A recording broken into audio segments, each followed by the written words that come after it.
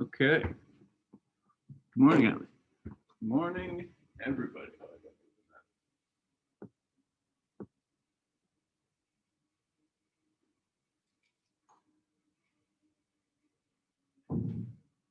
Where is everybody? Give them a couple minutes. Yeah, that's probably a fair bet. It's sort of a sleepy morning. I guess, I don't know. I walked here and I looked out over the Spooten Dival. Do you guys know what I'm talking about? Spooten. Yeah, the little water that separates Manhattan from the Bronx. I live right on the other side of that. And it was really misty. Yeah, it's kind of beautiful. I did not take a picture because I don't know. I just didn't want to feel like a tourist. But say it again. It's true. Yeah, that's right. But like usually you can sort of see where it links up with the Hudson, and you just can't this morning. It's covered with mist. So yeah, it made it for sort of a sleepy moment. It's a sleepy morning. Yeah. Well, that being said, it's also sort of that time of year.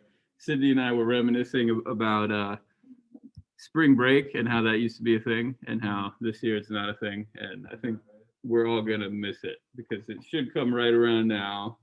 We're all finishing midterms and stuff, and we're not gonna get a break. So that sucks. Yeah, the good news is Easter is coming, and I think it does affect this class. Let's look at the syllabus.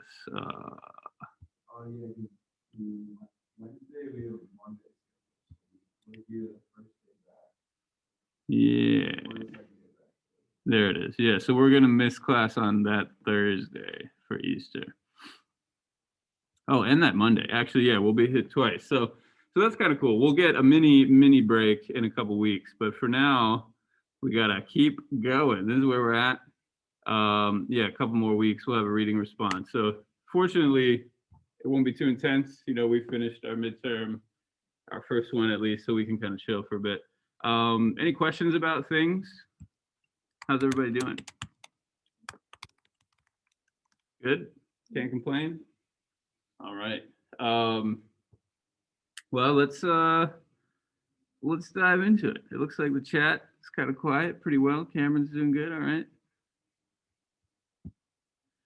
So last time, yeah, Ellie's good too. Good. I'm glad to hear it. I know there's been a lot of talk of COVID on campus lately too. Hopefully that doesn't shut us down. Maybe we'll get a spring break after all. I don't know. When do they report the numbers? Is it like tomorrow? Do you guys get those emails too? Yeah, so I guess we'll find out. There was a bit of a scare last week where they're like, "Oh, there's 40 new cases. What are we going to do?" So we'll see if the numbers go down. I just got tested this week, and of course, I was negative. So that's always good news, is to get a negative test in. All right, so last time we were doing the greater vehicle, and I hit you with a bunch of new concepts, most of which are summarized right here. I know it's sort of a lot to take in, but we will use these concepts over the next few weeks. So, you know, if it's new and a little confusing, don't worry. We'll keep coming back to it. We'll keep seeing bodhisattvas, for example. We've already seen quite a few examples of bodhisattvas. These 6 perfections will show up in this middle way philosophy. So today, we didn't actually go into the philosophy part. Today, we're going to pick up with that and kind of hit the ground running. Maps are fun. We talked about the movement of Buddhism from India, right, and how things kind of start here. Remember all that, and how the Himalayas kind of pose a bit of a problem for the transmission of Buddhism to the rest of Asia. And you might be thinking, you know, people could go overland this way, and that's sort of true. But you can see the mountains really extend pretty far south, and all of this is like jungle and tigers and scary things too. So to actually go through the land here is quite difficult. I think the Japanese army during World War II built some railroads through Burma. It was like, you know, a conflict space, because before that it was a British colony. You guys aware of this? Burmese Days is a George Orwell book. So anyways, yeah, this was kind of a site for war at the time, and it was an amazing development to build a railroad through here. So anyway, it's all just to say, you had these movements by sea, right, into Southeast Asia, and then the land route really had to sort of go up and around and across this crazy desert. It also kind of went two ways. I guess I'll hold off on that story in a minute, but I just want to remind you of this map. One reason Buddhism spread all over India was this king named King Ashoka. Have you heard of him before? Is that a familiar name? You guys have heard of him. Okay. Yeah, he's not the most famous person, but I would say if you know one Indian king, he might be the one to know.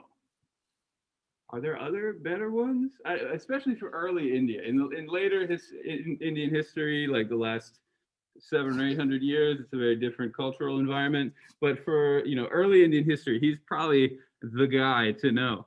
I don't think we quite got to this point last time, but he's a little bit like Constantine. Do you know the story of Constantine?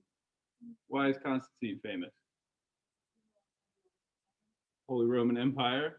I think it was just the regular Roman Empire at that point, right? But yeah, he made it holy, let's say. So he had a conversion moment.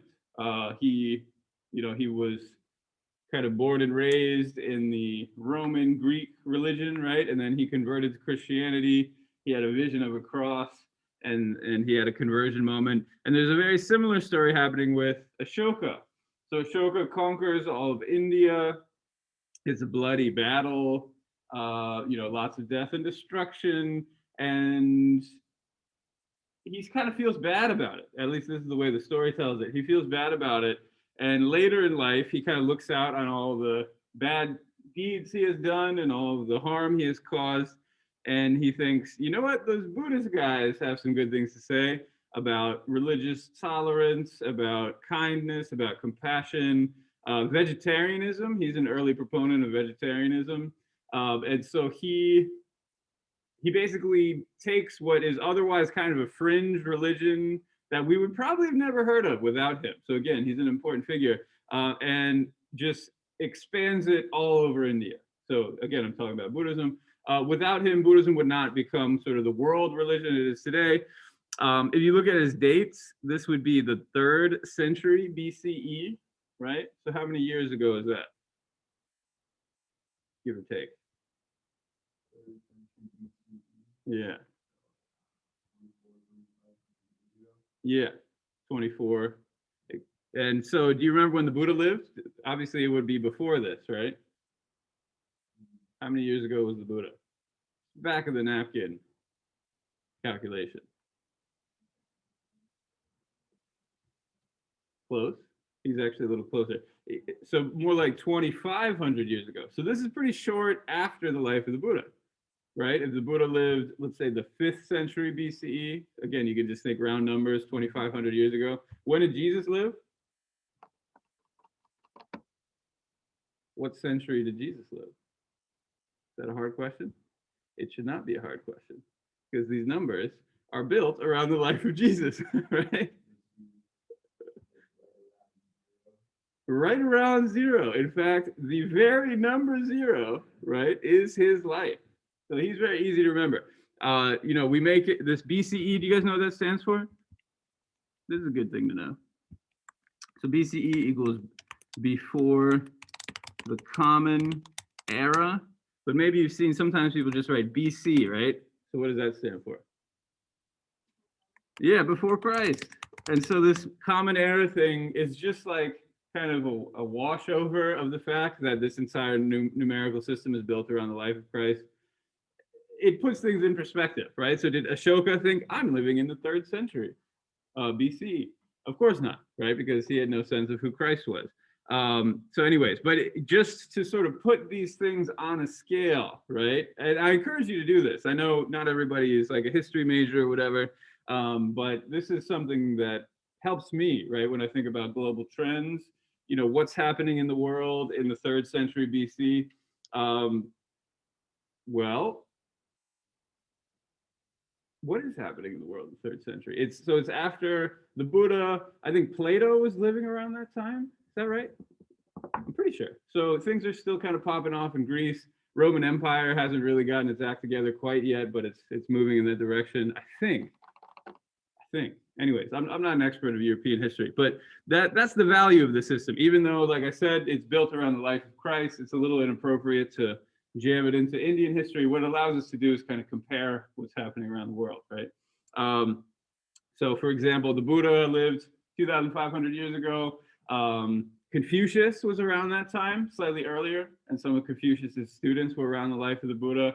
Taoism starts taking off around that time. Lao Tzu, it's a little harder to date Lao Tzu, but it was an exciting time 2,500 years ago. And then, of course, you get the life of Christ, and a lot of these greater vehicle developments start around the time of Christ, so around 2,000 years ago. So there's some interesting parallels happening all over Eurasia. Have you guys heard this phrase before? Eurasia. Of course, that takes Asia and Europe and reminds us that it's all one giant landmass that actually has some connections between it. Okay, so anyways, coming back to King Ashoka, the reason I brought up the dates is because he is very early. There are not a lot of historical sources earlier than him that can tell us anything about the Buddha. And he, after he conquered all of India, he made these pillars. I think I might have even shown you an image from one of the pillars, but they're made out of stone, and he engraved, let's say, edicts, right? Sort of these royal official messages about Buddhism, about ethics, about laws, and all sorts of other things. And so again, he's one of the earliest sources that speaks about Buddhism that we still have today. He's a model for this kind of universal emperor, specifically the wheel-turning king. Maybe you remember in the life story of the Buddha, there's this prediction that if the Buddha left home, he would become a religious teacher, right? Which is, of course, what happened. But the other side of it that did not happen is he'd become this all-conquering, powerful king. Remember that? Well, Ashoka stayed home, right? And he became the all-powerful, conquering king. And so again, he establishes Buddhism all over India. Maybe you remember stupas. You remember what a stupa is? S-T-U-P-A.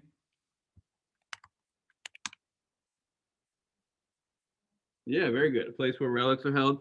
The fancy word for that is a reliquary. But yeah, exactly. So the relics of the Buddha were put inside of these stupas. And Ashoka, again, was a big part of that process. So he spread the relics of the Buddha all over India, and then also helped establish the religion that way. So people could go to these stupas and, get blessings and say prayers and have a more embodied form of religious practice. So again, King Ashoka, very important for this initial movement of Buddhism, right? You see these arrows. Another major important jump is from India to this island. What is this island called? Sri Lanka. Yeah, very good.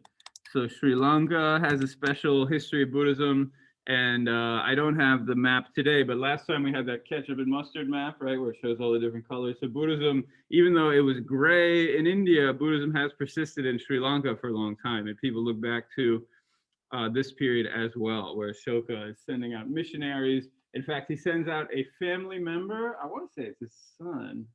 Could be wrong about that, but I'm pretty sure it's his son. He sends to Sri Lanka. And so, yeah, there's this early period of Buddhist missionaries who just go all over the place. You could imagine monks being good missionaries, right? What about monks would make them be effective missionaries? So the Buddha says, go monks, wander for the good and welfare of the multitudes. What have we learned about monks that would make them suited for missionary work?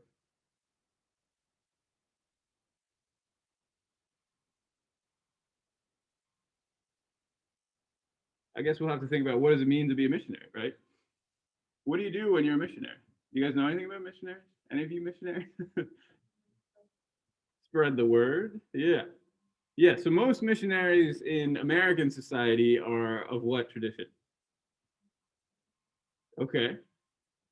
Well, yeah, we could just say Christian in general. There are specific branches of Christianity that are a bit more active in missionary activities, right? And again, I'm not an expert of these things. Although I will say, when I spent time in China, I remember the very first time I went to China. I was 20 years old. I was studying at Tibet University, which felt like the moon, right? It's a very far away place. and because it is a very far away place. And I remember being really just like flabbergasted that down the hall there were these people from Texas who were like baking cookies, and I was like, who are these people? What are they doing here at Tibet University?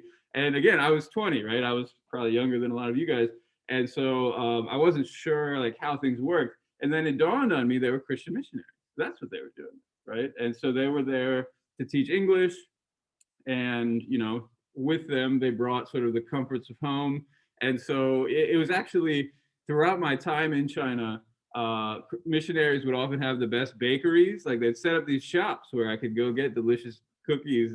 When I think of missionaries, I just think of like cookies and bread and delicious baked goods and stuff, the things you can't really get in most parts of China. So I came to rely on and befriend a lot of missionaries, even though, to be frank, they made me sort of uncomfortable at the beginning.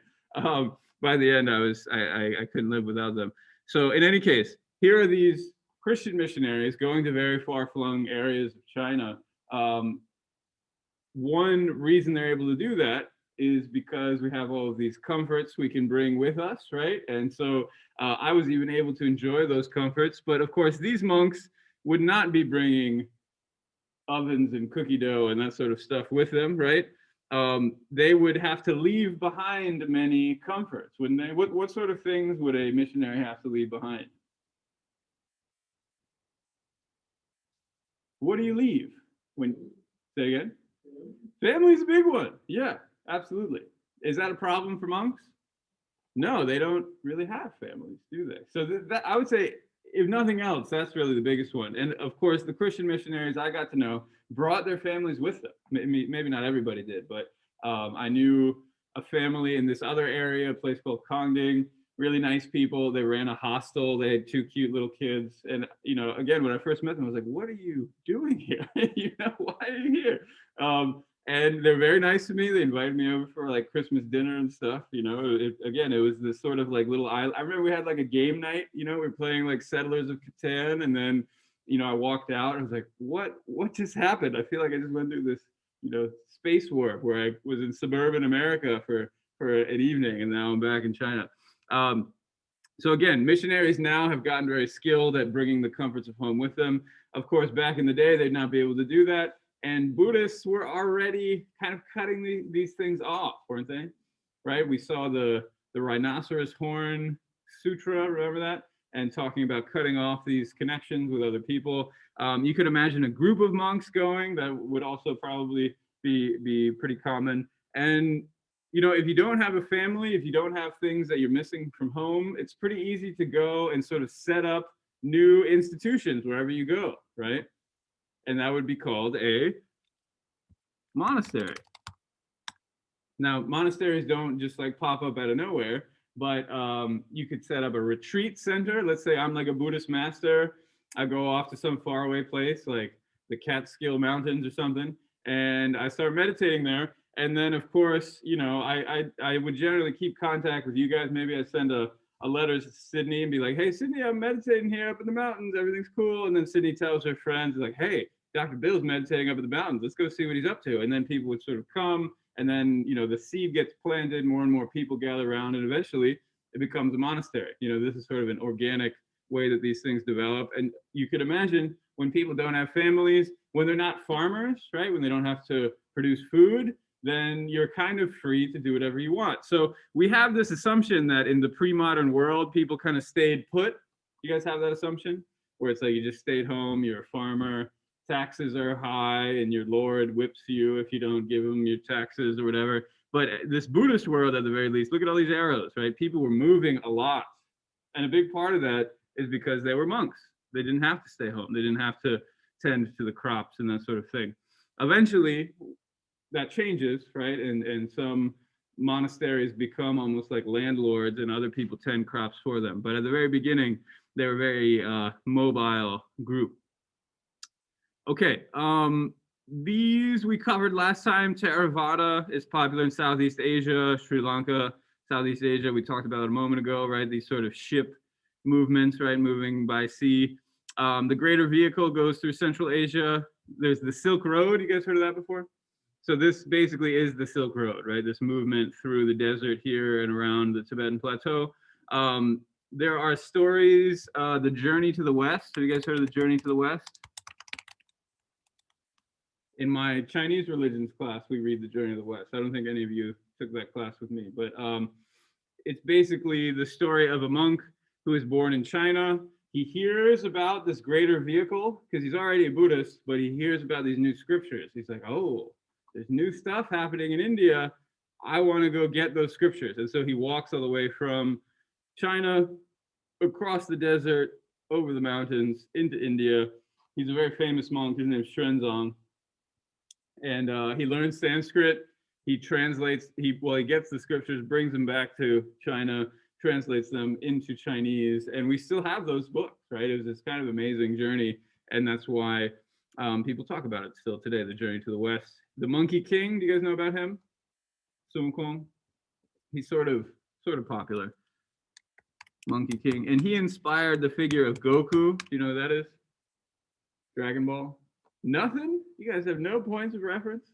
Goku, I feel like if we looked up Goku, you might know him. But the name of the monkey in Chinese, Wukong, is the same characters as the name Goku. So there's this link between these journeys into India and back, and these more modern cultural forms that still persist today. So anyway, something new was happening. This is how it spread, is all these monks kept moving around. And eventually even more new things happened, Tantric Buddhism, which I think as soon as next week, we'll start looking at that more. Okay, questions about this, missionaries and movements and that sort of stuff. This is from last time, but we skipped over it. So I wanted to make sure we get to it today. The last piece, if there are no questions about it, the last piece I want to talk about is philosophy. And then I will give you guys time to do some activities. Today's pretty chill though, so there's not I feel like after the exam we can all sort of take a collective deep breath and we don't have to get too stressed out. So middle way philosophy, like I said, all of this new Buddhism stuff, the greater vehicle, gets translated into Chinese. It's originally in Sanskrit. Here's the Heart Sutra. Has anybody heard of the Heart Sutra before? It's maybe one of the most famous sutras. I'm not going to say the most famous, but one of them. One reason it's famous is it's very short. That's basically what heart means here. I often translate that word as something like essence. It takes the essential points of a scripture and it summarizes them, right? This is a Perfection of Wisdom Sutra. Remember we talked about the 6 perfections? I didn't list them off for you today, but the 6 perfections, remember that? This new path to enlightenment. So the wisdom is number 6, and this scripture is all about how you perfect wisdom. We talked about a few others. You guys remember any of the other perfections? What other perfections are there? Can you remember any of them off the top of your head? Didn't I tell you a story about the Buddha in a past life perfecting one of these virtues? Which virtue did he perfect in that story where he ultimately scoops out his eyes? Remember that one? Generosity. Yeah, good. So again, these are important because they're I can list them off for you. So generosity, discipline, patience, we can say effort or courage or determination, meditation, and then wisdom is what I was just talking about. They're important because they're things that we all kind of have a little taste of, right? I'm sure you guys are generous in your own way, in the way that you know how to be. But as that story shows, and it's a ridiculous story, right? Because it's basically saying, look, this guy's so generous, he gives his eyes away to people, right? So what a gift. It's so generous that it becomes absurd. And the people who can perfect these different virtues become very advanced bodhisattvas, right? So that's the connection there. There's this new category of Buddhist practitioner who has perfected all of these things. So this scripture is all about perfecting wisdom, the Perfection of Wisdom sutras. And there are a bunch of different ones. Some of them are really long, like hundreds of thousands. There's sort of it's usually hyperbolic, right? Hyperbole, you guys familiar with this? So it's just like a ridiculously big number. People talk about hundreds of thousands of things. There's a version of this scripture that literally is 100,000 verses. which one of the longest scriptures there are. This one is very, very short. If I gave you a translation of, which I often do, I just print it off and give it to you. But these days, printing things off and giving things out is a little more challenging. It's only like a page, right, in translation. So this is not the whole thing. This is part of it in Chinese characters, but it wouldn't be too much longer than this. It'd be a little bit longer, right? Yeah, it's not the whole thing. Okay, so that's the Heart Sutra. What is this whole perfection of wisdom about? Well, we have this new philosophy, and there are a bunch of different ways to talk about it. And so I want to introduce some of you, or some of them to you today. Why don't I write on the board? I know this board is not great, so I will type in the chat too. All right, so we've got a middle way. Have we talked about middle ways before? We have, right? So middle way, whenever you see this term, I want you to think there are two extremes that we're going in the middle of, right? What were the two extremes that we saw before? Indulging in suffering. Indulging and? Suffering. Not suffering.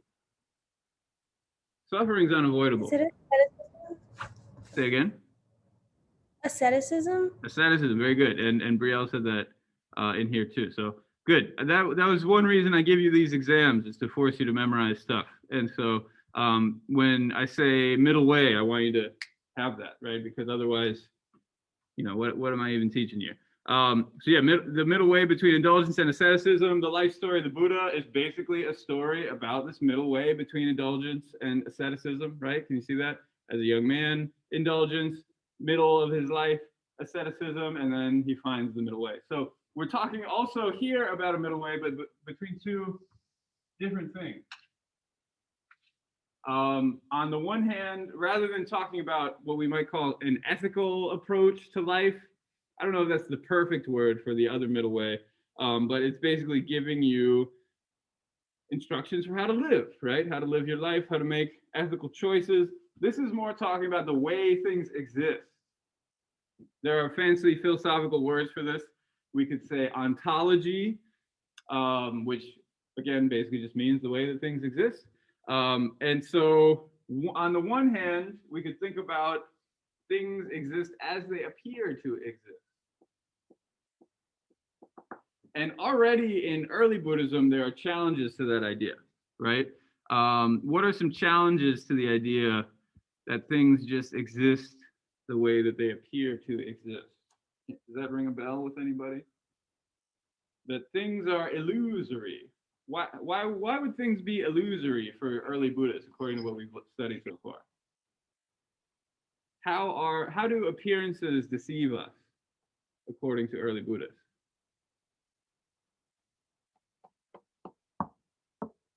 And again, it causes us to suffer, right? So when we were talking about the Four Noble Truths, we touched on some of this. We didn't use this language of illusory, so maybe that's why there's a hard question. What is illusory?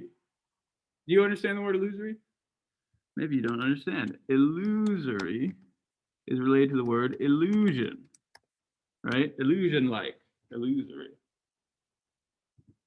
So there is a way things really exist, and then there's a way that we see them as existing, and that does not always line up, right? How have we expressed this before? Was the exam so long ago we've forgotten everything? Wasn't that long ago, was it? In fact, it's just 1 week ago. Like the Battle of Mara, kind of? Okay, so Mara created illusions. That's a good connection. Absolutely, yeah. So he basically is this god of illusions. His whole deal is he's deluding people, right? He's creating these illusions for people, for sure. And I think that's a more kind of narrative way to put this. But I like that. I think that's a great connection. What's the more philosophical way of putting it? Remember impermanence? If things are really impermanent, but we don't see them as such, wouldn't you say we're living in a world of illusions? Would you agree with that formulation? Again, we didn't make that formulation before, but you can kind of make sense of it, right? It is a fact that things are impermanent, right? We know this. Even though, you know, my computer hasn't broken yet, I keep talking about my computer break. It's gonna happen one day. I'm not excited about that day when it comes. Even though my computer hasn't broken yet, I know it will break. It must. It will. Absolutely. Probably soon, right? I hate to say it, but it probably will happen soon.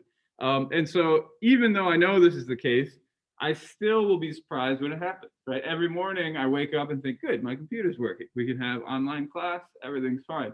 But it is an illusion. It is an illusion, this idea like things are just going to be fine all the time. That can't be true. The day will have to come, right, when things start to fall apart. And of course, we've talked about that kind of endlessly. So one way to put this word, this vision of seeing things as existing in accordance with the way they appear to exist, we could just call it something like absolutism. There are a few different ways to put it. I'll call it absolutism. I'll write it in the chat too. It's basically saying, things exist absolutely, right? There's some sort of absolute bill. There's an essential bill. This is just me. I just am who I am. Just be yourself. Has anybody ever told you to be yourself? Buddhists would not tell you to be yourself, at least not this self.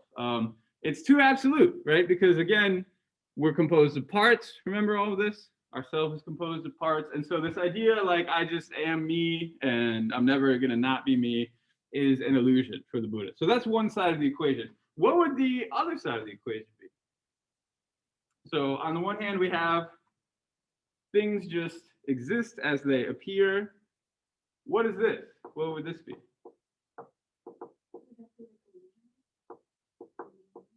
Yeah. And so seeing things as illusions. Yeah. Emptiness is a good word.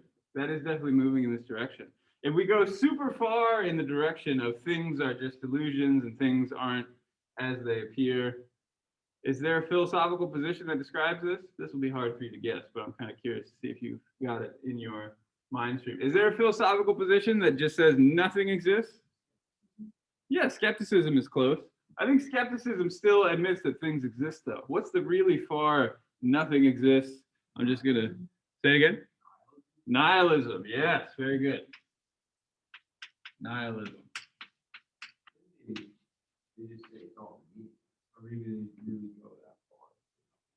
Well, so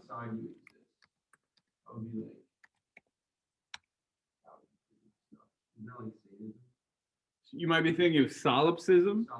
Yeah, where it's just my right. It's an interesting point of view where it's just I know that I exist, right? But I don't know what you guys are. You could all be like some sort of simulation, right? You get like, what's the Jim Carrey movie, The Truman Show? You guys ever watch that? Right? It's sort of solipsistic in the sense that he has his own reality, but everything around him is this great illusion. And the Buddhists play with all of this. They love this sort of conversation, thinking about how things exist.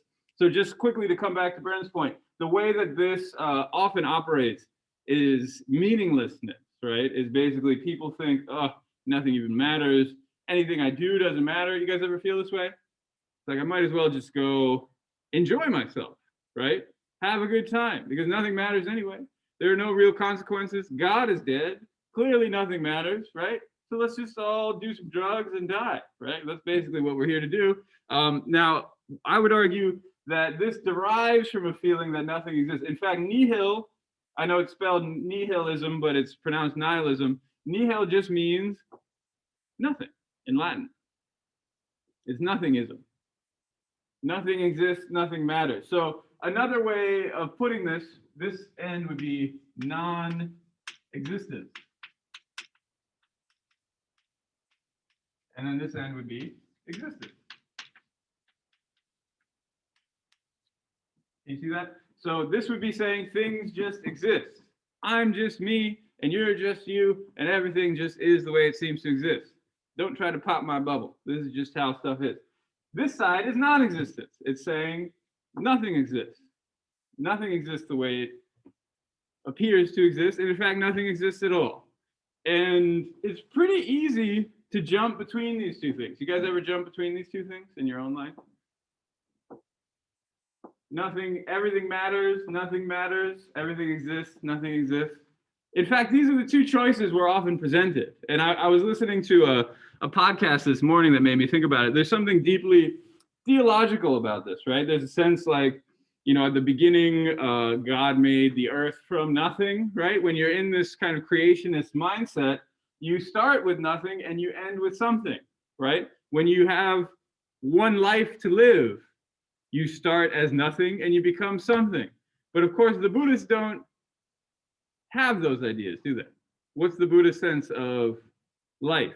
Do you start as nothing when it comes to life? What's before this life? Is it nothing? Is your past life? You're still something, right? And we talked about with time as well. What's before the beginning of this world?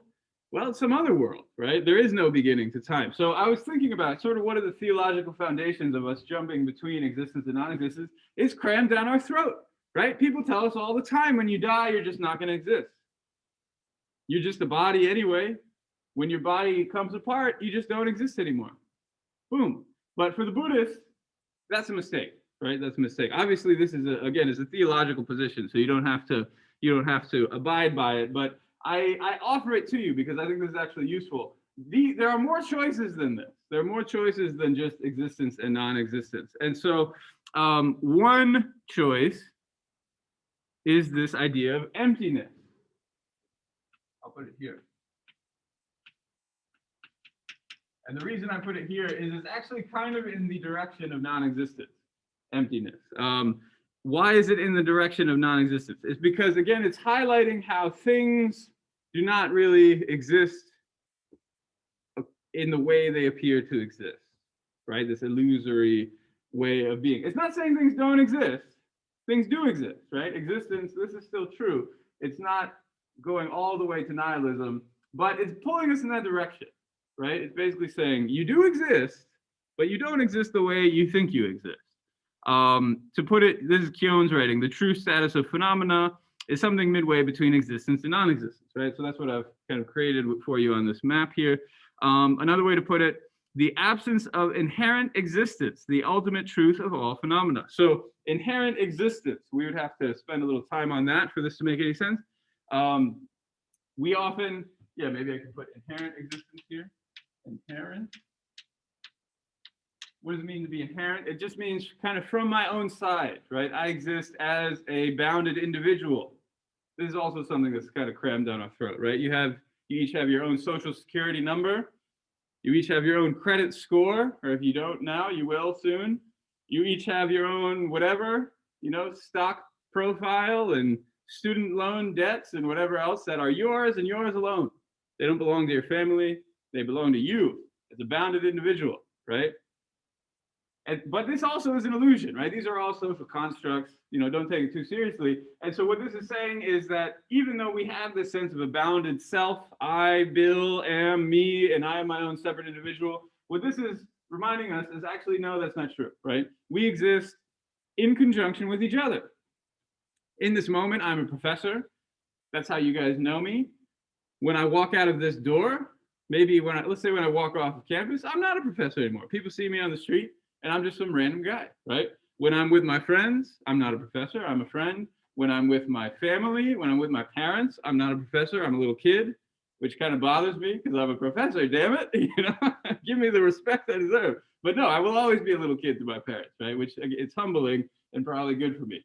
And so it's all just to say we are relational beings, right? We exist in relation to each other. And so that is one thing that this is reminding us of. It's not to say you don't exist, because it's very easy to fall kind of in one of these two ruts, because these are very deeply dug ruts for us, and we constantly oscillate between the two. But there is something in between, and so I'm asking you to create a new rut. And in fact, there's another one that's coming, so I left space for it there. Why don't we pause for a second? How does this sound? Any questions on all of this?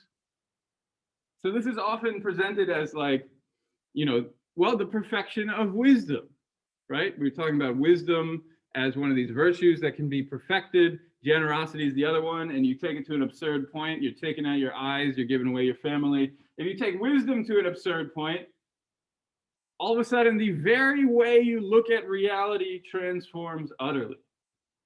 That's what's being promised here, right? The very way you see yourself and your relationship with the world is utterly transformed according to this perfection of wisdom. The famous line in this, let's see if I can find it. I don't know if it's in this section. Here's form. Where's emptiness? Well, the famous line from the Heart Sutra is that emptiness is form, form is emptiness. Yeah, Kong. Is it this one? Yeah. So emptiness is form, form is emptiness. Emptiness is none other than form, form is none other than emptiness. Remember, we talked about form as your body, right? The way that you exist in the world. So it goes through the various aggregates, the things that make us up. It says that they're all empty, right? Even the pieces that we're composed of are empty. You might want to break yourself down into those 5 things and say, okay, at least I got these 5 things. Surely one of those has my sense of self in it. But these guys would say, no, break those down too, right? Even those are empty. And it's not to say, again, that they don't exist. It's just saying that they are in turn composed of parts, right? We could say even something like consciousness, which feels pretty stable, even our consciousness, we could break down into different moments of time, right? And think about how our consciousness persists over time. Okay, questions? We doing okay? Very good. All right. You might be wondering why teach these earlier teachings, right? I told you that a lot of these teachings are a little bit later, maybe about 500 years after the life of the Buddha, around, the life of Christ, around that time. Why have these contradictions then? If early Buddhism is telling us that life is suffering and that we're composed of these 5 different parts, and that's good enough, why do you take it further, right? Where do these develops come from? And this idea of skillful means shows up, which I don't think I give you a different definition here, but it's a useful one. There's this sense that the Buddha is the perfect teacher, right? He knows everything. We've seen it in the life story of the Buddha, actually. This is a good way to illustrate this idea of skillful means. Remember on the exam I asked you about the Buddha going to class, right? And why would he ever go to class if he already knows everything? This is the answer, right? It's skillful means. He is able to teach people in creative ways, right? In the ways that they need to be taught. And so there are even kind of interesting scriptures where, let's say I'm the Buddha and you guys are all my disciples. I say one thing and you each interpret it in a different way, and it happens to be the precise, proper thing that you need to hear at that particular moment to lead to your enlightenment, right? And so it plays, again, with this idea, almost like a solipsism, where each experience of reality is different from the other. And in fact, this is true, right? I don't want to harp on this point too much, but I think it really is true. I teach what I feel like is just one thing, but each of your understandings will be different. That's just a fact, right? Because you have different ideas that you're bringing to the classroom. What I say will resonate with each of you in different ways. What might be important for Sydney is not as important for Brielle. What's important for Brielle, maybe not as important for Brendan, right? And so, again, the Buddhists almost harp on this and start talking about a skillful means, right? And how we just need to teach in the way that works best, right? And so early Buddhists, one teaching they give is that samsara and nirvana are different. What is samsara? Samsara. Yeah, the cycle of rebirth. It has this connotation of suffering, right? What is samsara is the unenlightened world, right? It's just the existence that we usually live in. Nirvana, enlightenment, of course, right? That is usually posed as the opposite of samsara, right? There's samsara on the one hand, there's nirvana on the other. Those are 2 totally different things. Once you get into this language of emptiness, these 2 start to collapse. And some philosophers would say samsara is nirvana.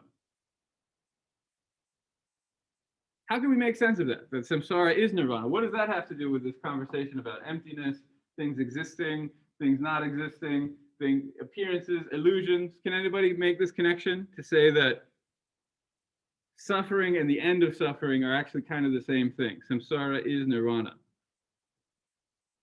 How does that follow from this earlier discussion?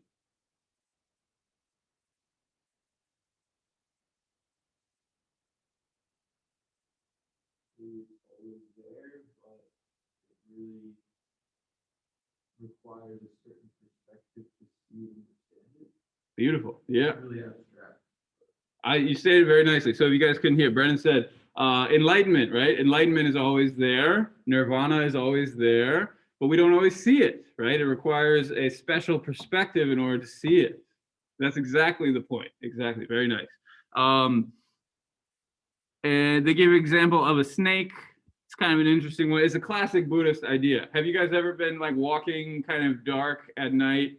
You see something kind of in the periphery of your eye, and you're like, oh shit, is that moving? Right? Is that coming after me? And so I maybe it's not always a snake, but some sort of, maybe there's some sort of animal or some sort of thing you think it's alive in your peripheral vision. Have you ever been spooked by something like that? And then it turns out it's like a twig, or it's a branch, or it's a leaf, or some, the wind blowing something, right?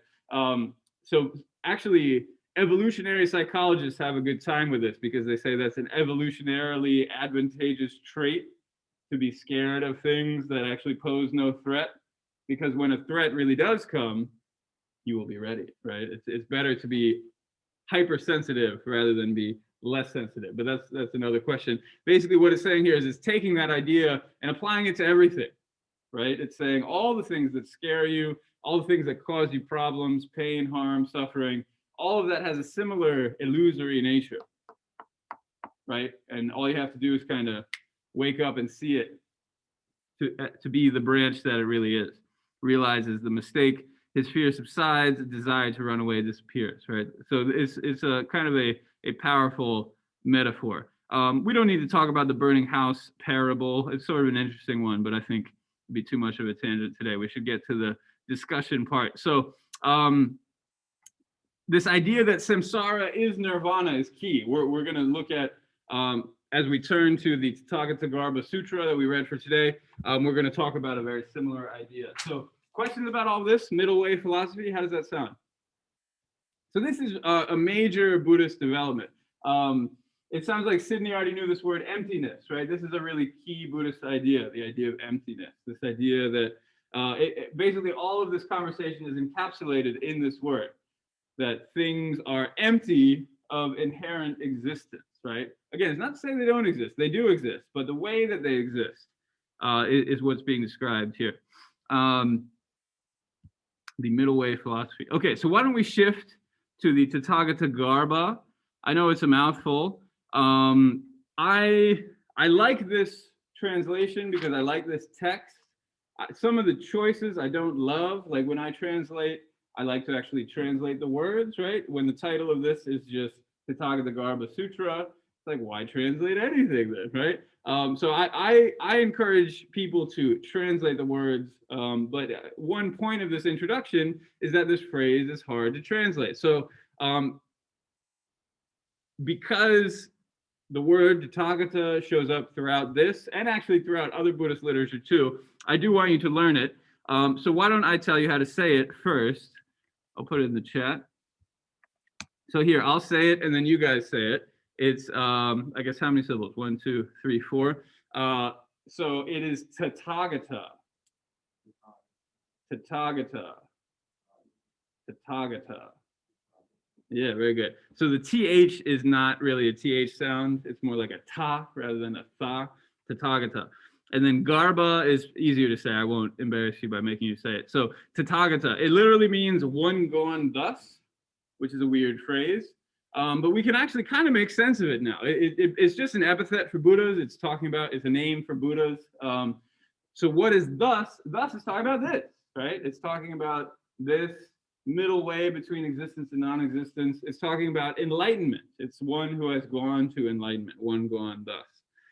But as you can tell, pretty ambiguous phrase. So whenever you see Tathagata, you can just think Buddha. It's a name for the Buddha. Garbha is a little harder. The meaning is harder. It's easier to say. It really has this sense of something inside of something else. Okay. And we're going to look at a bunch of metaphors. So this is actually important. We're going to see a bunch of metaphors illustrating this point. It could be an embryo, right? What is an embryo inside? What is an embryo?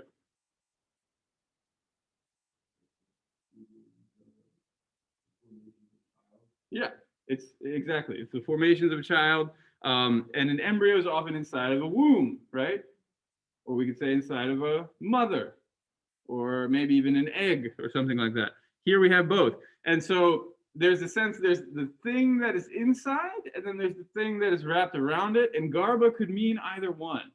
And this is, again, part of the challenge of this word. Another term people use is essence. Nature is not a great translation, not a direct translation, but it's a related one. It refers to the wheat inside of the husk, right? The edible kernel, the edible seed inside of the husk. So again, anything that's kind of wrapped up in something else. Does that make sense?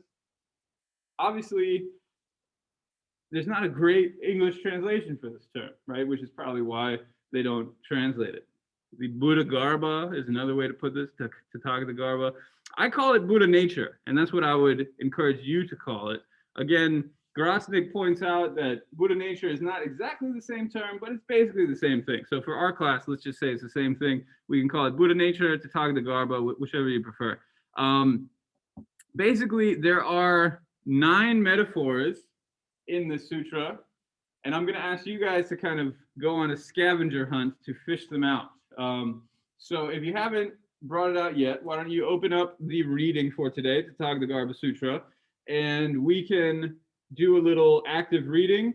You will see that the beginning is a little hard to get through. The first page, for example, one of the first things you'll see is a giant list of bodhisattvas. It's nice that it highlights that there are all these bodhisattvas in the world, right? And these are the kind of more advanced ones that we talked about last time. But it's a giant list. So when you encounter something like this, you could read each one off, right? And say, okay, we've got Bodhisattva Dharma wisdom, Bodhisattva lion wisdom, Bodhisattva adamantine wisdom, Vajramati. And he's actually a character that shows up again. Harmonious wisdom, wonderful wisdom, moonlight, jeweled moon. You could go through each one, or you can skip right over that, right? And go to the next section. So this is the kind of reading I want you to learn how to do, where you're kind of hunting for something, right? I'm not going to quiz you on, who is the 20th bodhisattva in this list of bodhisattvas. I'm not going to ask you about that. But because it's a translation, it's in here, right? That's what you got to do. As a translator, you got to include what the scripture says. This is about 1700 years old. 1700? Yeah, 1700 years old. It's from the 3rd century. And so this is just an old scripture. A lot of crazy stuff's going on. And what I want you to do is to focus on the metaphors. And those don't really show up until, well, they show up pretty soon. The first one is probably the most clearly explained one. But after that, you get a bunch of different ones. So what I'm going to do is ask you guys to go into a breakout room, and discuss these metaphors. So find some metaphors, and then we will come back and discuss them. It's really 8:38 already? Wow. Okay, so let's do it for like 10 minutes. We won't have to do it for too long. Zoom recording. All right, hi everybody. How were the conversations? Does anybody want to reflect on what they discovered?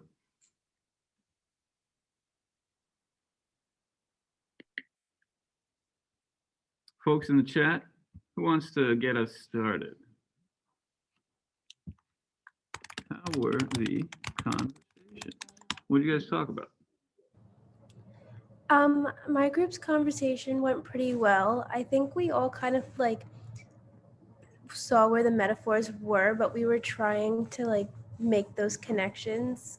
We were finding that a little tricky, but we were talking about the metaphor with the honey and the cave. And we thought that maybe that could have something to do with some form of attachment that shouldn't be, because a little bit further down, it was on page 97, by the way, and it says the entanglement of ignorance and tribulation. So that aspect of entanglement could have something to do with it. I like that. Yeah, very good. So maybe before we even get deep into any one metaphor, what's the general principle that ties them together? Can anybody put this into words? Because there are a bunch of metaphors here, right? I can give you the whole list. I pulled them all out. Gold is a big one. 4, 7, and 9 are all gold, but we get flowers, honey, wheat, treasure, mango, seed, pregnant woman. This one, you know, if you're interested in misogyny, we get a little bit more misogyny in this one we could talk about too. So each one has its own characteristics. That's something Sam pointed out at the end of our conversation in our group. And I think he's absolutely right. Each one has a slightly different connotation. If we wanted to tie them all together, what would you say? What do these have in common with each other? And again, they're illustrating this idea of Buddha nature, of Tathagata Garbha. So how can we tie this together? We have all these metaphors. We have Buddha nature, Tathagata Garbha. Again, Tathagata is referring to this Buddha, Garbha. Translating as nature is not perfect. It's actually a little more specific than that. So how do we make sense of this? What do these have to do with Buddha nature?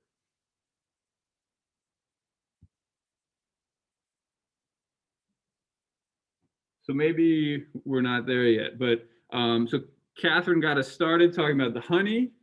What's the point of the honey? Well, in order to get honey, first you have to get rid of the bees, right? So we have this honey that's covered by bees.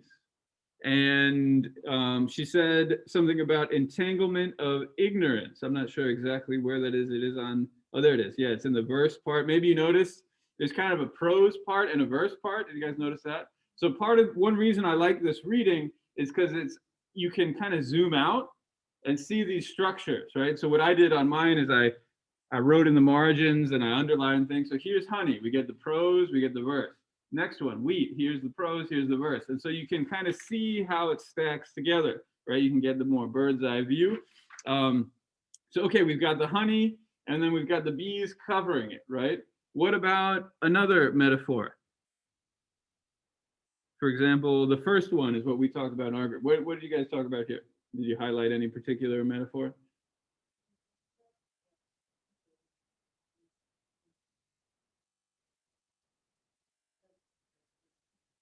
Gold and filth.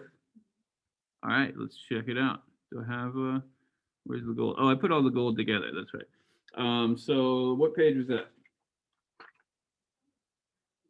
98. Okay, so we have this thing, gold, right? It's kind of like the honey. What is the gold covered by? A pit of waste.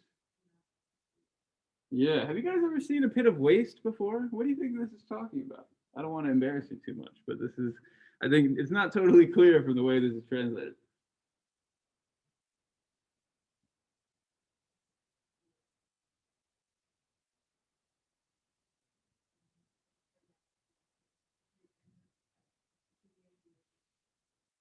Yeah, organic decay is a very polite way of putting it. We live in a world of indoor plumbing. I don't know if you're aware of this, but before the days of plumbing, you just kind of find a place to go, right? And sometimes there would be a big pit, and in fact, in many places in the world, there still are big pits, right? An outhouse, for example. Have you guys ever used an outhouse before? Even a porta potty has a similar sort of connotation here. Again, it's early. I don't want to discuss you guys too much. But that's what we're talking about here, right? We've got pure gold covered in shit, right? That's buried in a big pool of waste, let's call it.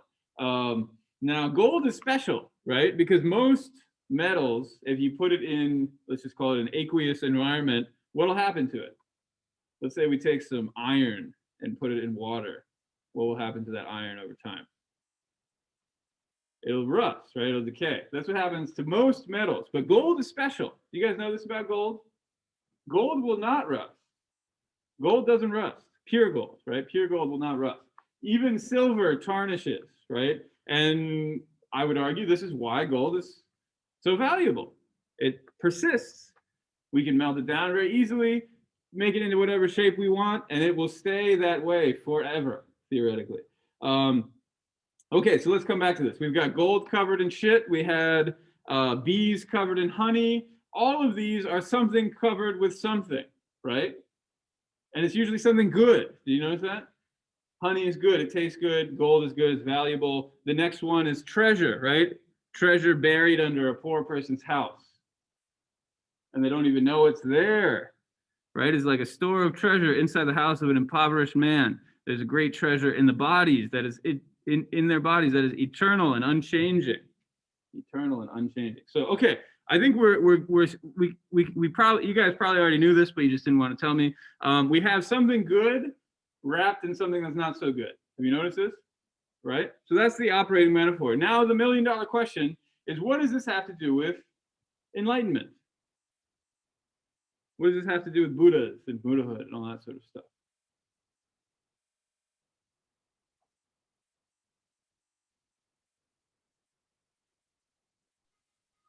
I guess you could say it's basically saying that once you get rid of all your negative emotions that are impeding you to get all of the virtues or fully realize all the virtues of the Buddha that you have, then you'll be able to, I guess, fully realize those virtues and become enlightened.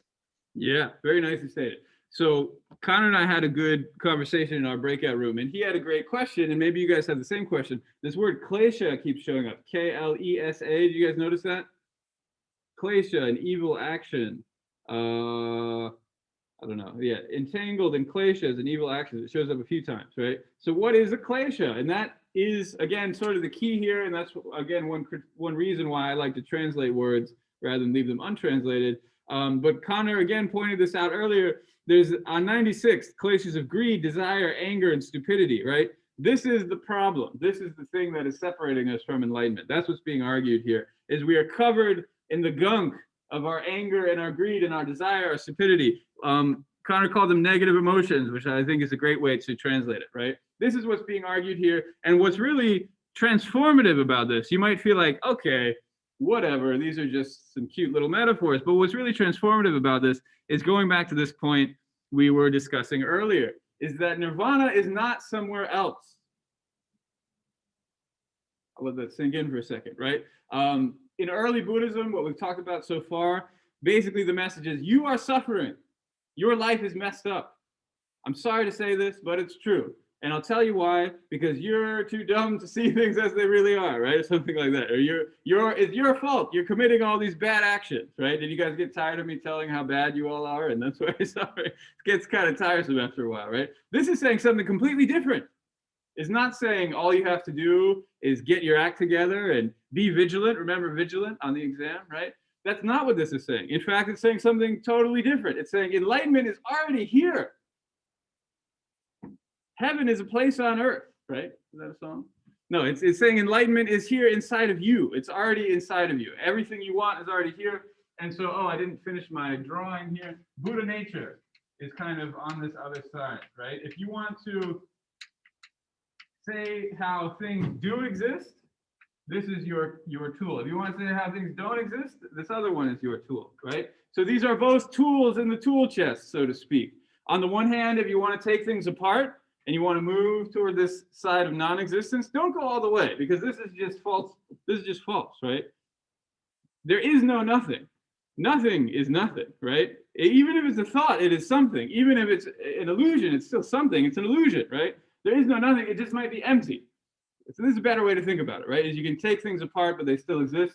If you want to establish things do exist and think about how they do exist, and again, this is just straight up faith at this point. You might be thinking this is a lot like, what I learned in Sunday school or something like that. And it really is. Buddha nature is emphasizing that things are good, things are the way they should be. We just need to see them in the right way, right? So these are the two big tools for the Buddhist philosophy of the greater vehicle, right? You have on the one hand emptiness, on the other hand Buddha nature. They kind of contradict each other. Have you noticed that? Right? One is saying there is something kind of at the core. One is saying there's not really something at the core. Everything's empty. But they exist side by side, right? Both of these, again, I would argue, are tools that people can use to navigate this crazy world of ours. Okay, we're out of time. We can kind of return to Buddha nature a little bit next time. It's actually very simple. Once you get sort of the key that unlocks the whole thing, there's not too much more to it.